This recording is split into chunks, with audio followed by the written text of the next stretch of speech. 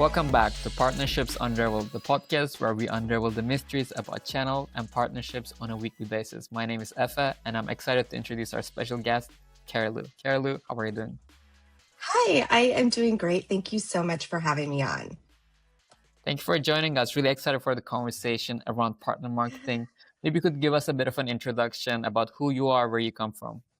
Sure. I'm Carilu Melander, and I'm currently the Senior Director of America's Partner Marketing at Zscaler. I've been here for about a year and a half, and my main responsibility is leading a group of partner marketing managers in Americas, covering North and South America, and just really helping build that partner source pipeline, working with our partners both national and regionally. So it's been a great ride. And previous to that, I have been with AWS, AppDynamics as well in partner marketing. So I certainly have enjoyed every bit of it.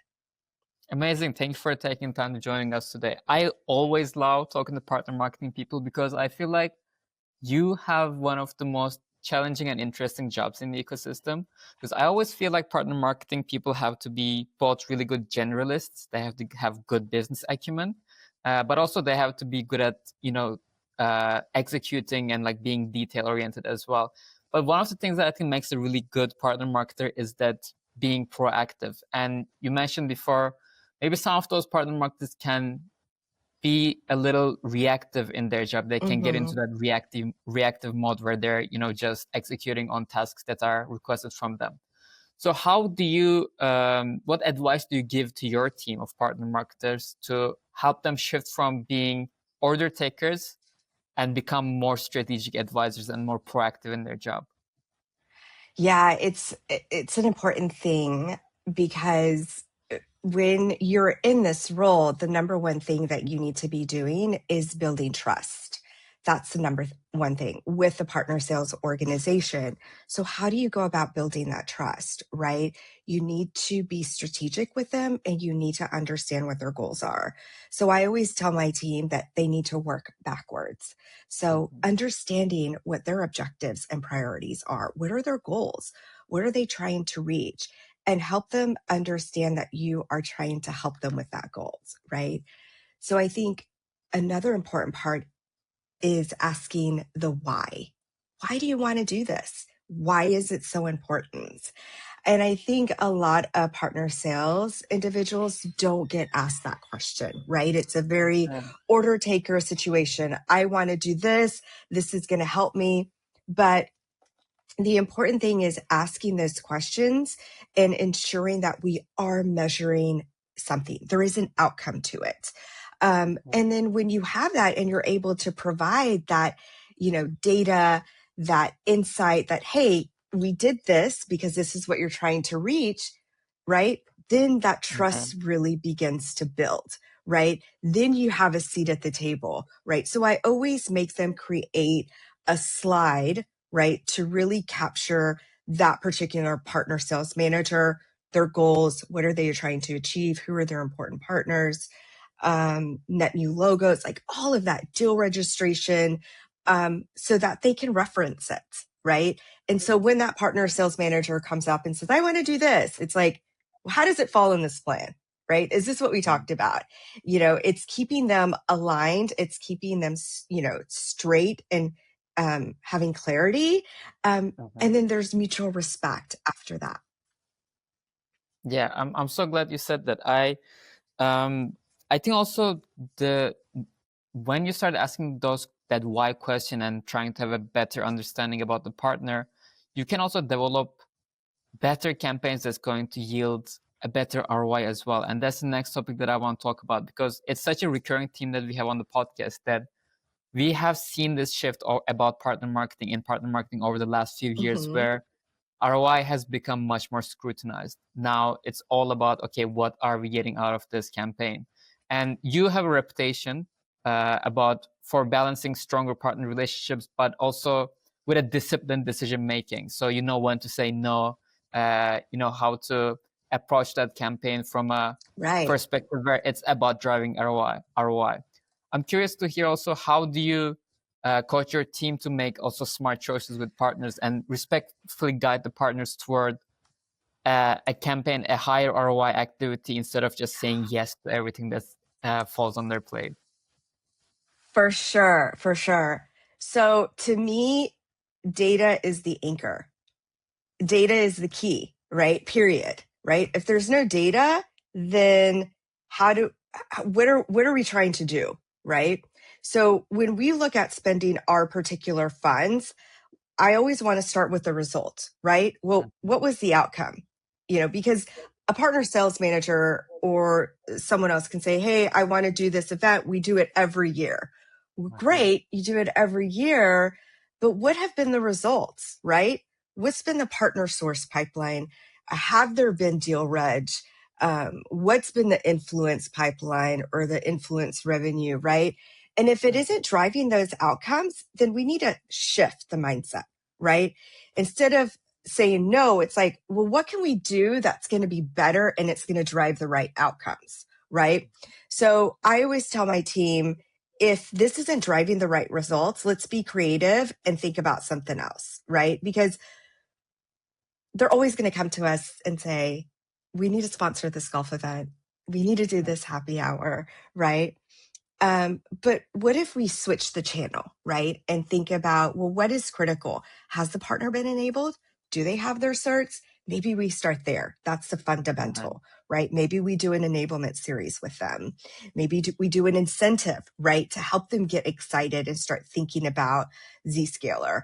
Or how about a customer nurture campaign using intent data, right? If they are selling, CrowdStrike, for example, well, what can we do to work together jointly, right? To help fill and start spinning, that wheel and that engagement, right? And I think that's really where both from the partner side and our side, then people start to understand, yes, that's going to drive the outcomes, right? And I also see it as we're protecting the relationship, right? Because ultimately, they're going to be accountable with how they're spending their money, right? And so I care about their success. I care about their deal registrations. I care about what they're driving, right? And so ultimately, all of this comes down to ensuring that we're maintaining a great relationship, we are driving the right results, right? So that's really how I shift it. And I think, again, it's trying to be creative and it's going back to saying, let's figure out something that works better. And I think as partner marketing people, you are supposed to act as kind of the trusted advisor to the partner when it comes to, creating those events, those campaigns, because they come to you. You are kind of have to guide them and as an expert to first understand what are we really driving towards, what is the outcome. I really love that you said, having that starting from the end goal and thinking backwards from that. But I really agree. I'm so glad that you said that, because I think that's one of the key responsibilities as a partner marketing person. I want to pivot to a different topic. So we always talk also about how it's different working with the larger partners, the bigger partners, also maybe hyperscalers, it's even different. But there's also, we all have our 80-20 rule. Maybe it's even 95-5. In cybersecurity, I know that it's about a lot more crowded at the lower end of the triangle. But so you made a deliberate choice to scale those smaller partners, your long tail, through distribution rather than direct touch. How do you make sure that those partners are getting the right support, and what does it take to run a scalable and effective program with your distribution partners? Yes, I consider my disty a big important part of our business, right? Because they truly help us scale, right? They're really there to drive that motion, right? So, and most of these distributors and who they're working with, those smaller partners, more than likely they don't have a marketing arm to them, right? So there's no one dedicated on their team. So for us, what's important is enablement and clarity and having the programs available for them. So um, we've actually built an incredible partner demand center that utilizes a concierge, right, to really help these distributors, these partners, helping them execute campaigns, helping them think about, the messaging that we're trying to create that ultimately drive pipeline. And we've had immense success with it, right? So being creative and thinking about, for example, we've done meeting maker programs, right? Or turnkey nurture campaigns. And these are things that partners can participate in, can execute and drive. And they do it through our partner demand center.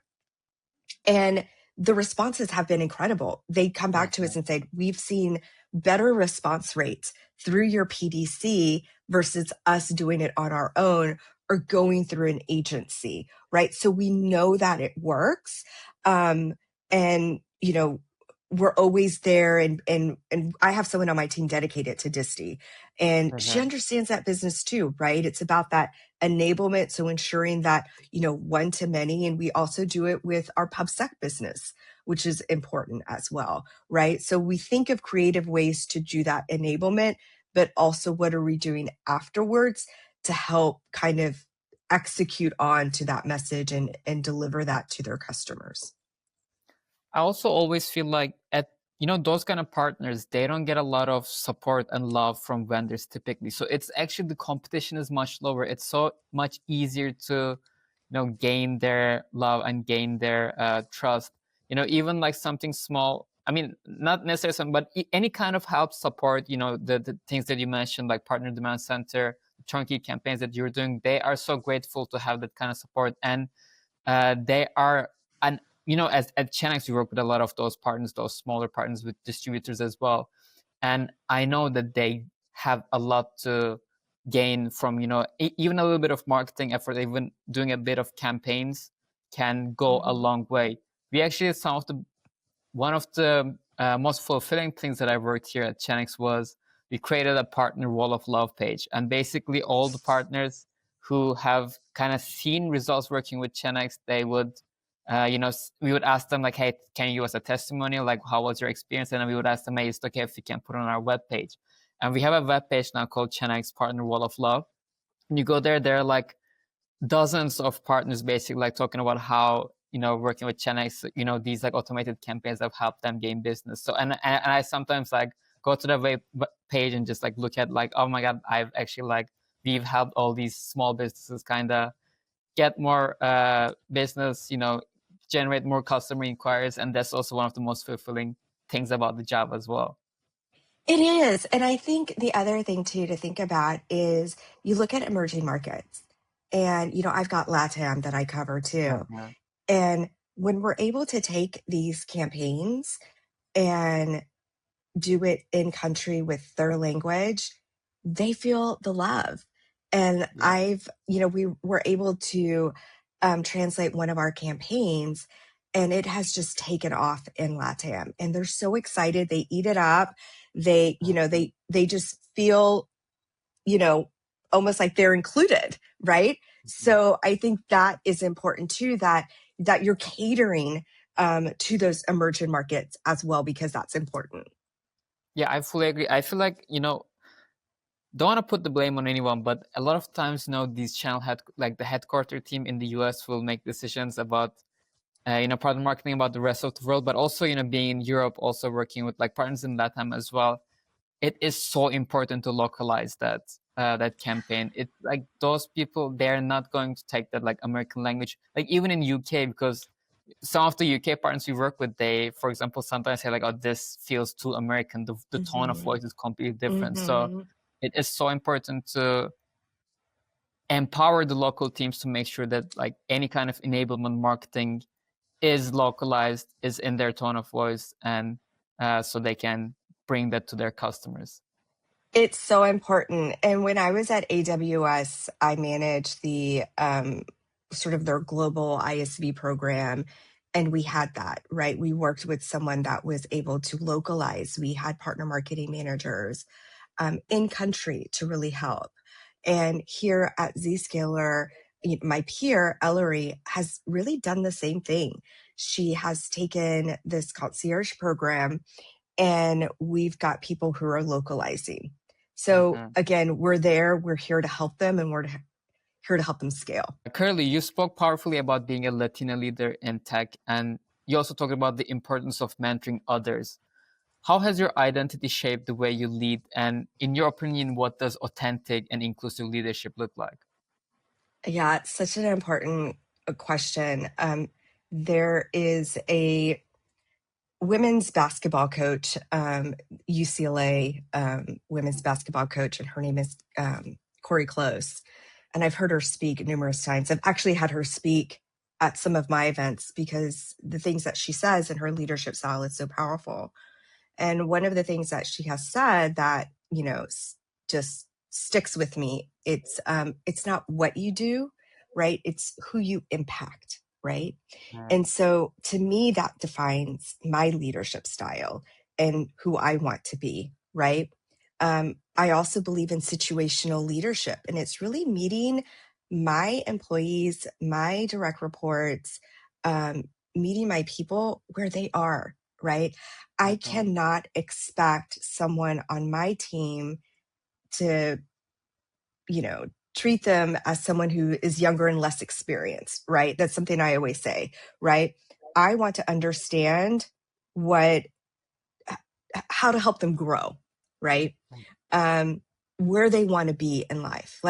And I take that mentorship, right, as a leader very seriously, because I want them to look back and, have that to say, this person really helped, change my career, right, trajectory, or help me get to where I wanted to be. And I think, too, when I think about me being a Latina, it's representation matters, right? I didn't have many Latina women as, someone to look up to. There wasn't that many here, right?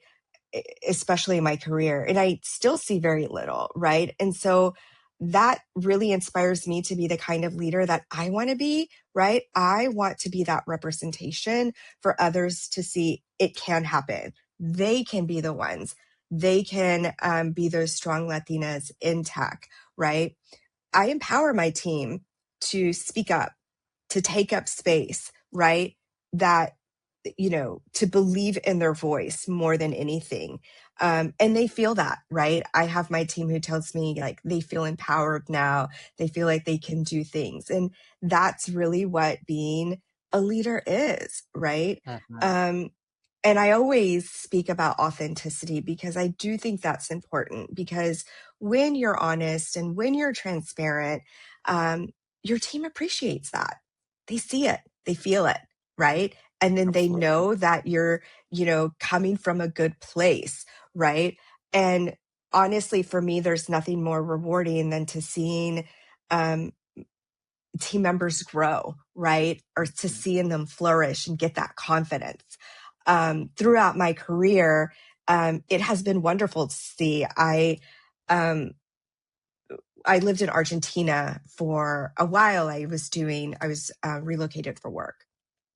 And I had led a kind of like a business development team, an SDR team. And there was this one young girl who was very ambitious and very eager. So, I certainly helped mentor her and help coach her. And even, she would ask me questions. She went to college. She graduated. She's like, you inspired me. I'm going to college. She graduated college. She became a regional sales manager. Her career just flourished. And now, and I still talk to her, by the way, I adore her. She's a TikTok influencer for tech, for female tech. And I just think that is so amazing, right? And we talk about that, and she's like, just thank you for giving me that push. Thank you for, believing in me. So I think it's so important as a leader to think about, the type of leader you want to be, and most importantly, the impact that you want to make. I can imagine that has been so fulfilling and joyful from your perspective to kind of mentor that person and seeing them grow. I think that I also always, I'm kind of more in the beginning of my career, but I have my mentors. I try to mentor others. to the best of my ability. But I think that's such an important responsibility. I don't want to say necessarily responsibility, but like something that really gives me a lot of energy in my career. And I'm also so glad that you said that. I feel like as a leader, we are all kind of responsible for making sure that everyone feels included, and no matter where they come from, who they are, that they can feel empowered to speak up and say what's on their minds. That is 100% true. And I encourage my team as well, and I work with them to say, let's talk about your mentors, right? Mm-hmm. You know, who do you, I have a list of people, you bring me a list of people. Let's talk about that, right? Who you want to be your mentor. And I think it's important as a leader to help coach your team on that. And again, it's good to see. I have one person on my team and she was hesitant, right, to have a mentor. And I, you know, gave her, my suggestion and she took it and she's like, that was the best. She's like, it's a great mentor. I'm like, of course, like you need that. Everyone needs it, and if you don't have that in your space, right, find it, Mm-hmm. go find that person.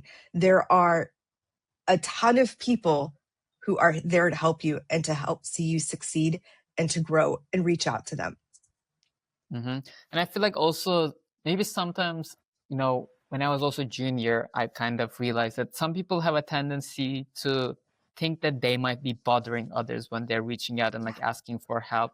But that's not the case. So because I've, my mentors as well, I know so well that they get a lot of value themselves by like mentoring someone who's young and eager and who's ready to learn. That gives them a lot of energy, and also they learn from that relationship as well. So to anyone who's at the beginning of their careers, don't hesitate to reach out to anyone. Just send a message, and you never know what's going to happen. That's 1000% true. And I couldn't agree with you more on that. I always say, do you think someone's going to say no? Like, do you really think if they do say no, like, why are they saying no? Like, you don't want them to be your mentor anyway, right? Someone is Yeah, going to be eager and happy and appreciative that you look up to them. yeah, exactly. Before I let you go, I have two more questions for you, Carilu. You've been in the space for a long time. You've been in partner marketing for a long time, and you've seen it from different lenses: startups, enterprises, hyperscalers. What do you think partner marketing will look like 5 years from now? What do you think is next in the Yeah. timeline? Great question. I think partner marketing is sort of stepping into a very data driven, um, kind of ecosystem centric Mm-hmm. era, right? And I think when I look at these next several years, right, I think AI plays a big role as a partner marketing, right? Because we can become more predictive. We can look at intent data. We can look about our messaging, how we're going to market with our partners. Um, we can dive into segments, right? And how to message into those segments. So I think AI has a potential, if we lean in, to really help the direction of partner marketing more than anything. Um, the other thing too is I see a bigger evolution of ecosystems, right? So when we connect through the ecosystem, like alliances, distributors, or services, the storytelling is incredible. And that is more Mm-hmm. impactful to customers, right? When they see, Yeah. the co-marketing, the alliances, right? Because that appeals to the customer more than anything. So, those two things, I think we'll see evolve more and more. And to even go back to the AI, I think it adds to that personalization. We're able to personalize, right? We're able to tell that story. And I think that's just going to get better and better with time. I want to talk about the alliances and the co-marketing story, because I also see that as one of the key things going forward in partner marketing. I think that's going to be play such a critical role. I think, as you said, it's much more valuable to the end user, because nowadays there's no standalone solution. Everything works with integrations. Everything is connected to each other. And, hmm when customers, they're looking to solve a solution, they buy an array of different solutions and different tools, and that they have to bring that together, with the help of partners as well. But as the landscape is getting more complicated in cybersecurity, there's so many vendors out there, there are so many options to choose from. I feel like also those alliances, different tech integrations coming together and really clarifying, okay, what is our message, what's our value to the market, and like making it crystal clear and bringing that to the market. I feel like they're going to be the ones who win in the future of partner marketing. I do. I believe that we've done such a great job here at Zscaler of ensuring that better together messaging with our stronger alliances, right? Whether it's hyperscalers or, someone like Crowd or Okta. Um, and you're right, like that whole integration is key when you message it, right? It's more impactful to the customers and the outcomes they're trying to achieve. Carilu, thank you so much for the conversation. Before I let you go, I have one last question for you. We always end the podcast by asking our guests to recommend a future guest. Who do you think would be a great guest to have on the podcast? Yeah, I would like to recommend Rebecca Javins. She has been an outstanding partner sales leader and someone that, quite frankly, I've looked up to when I was in my career. She was just someone that I respected and learned so much from, and I think her insight would be valuable. Perfect. Amazing. Thank you for your recommendation and thank you for your time. And see you in the next episode.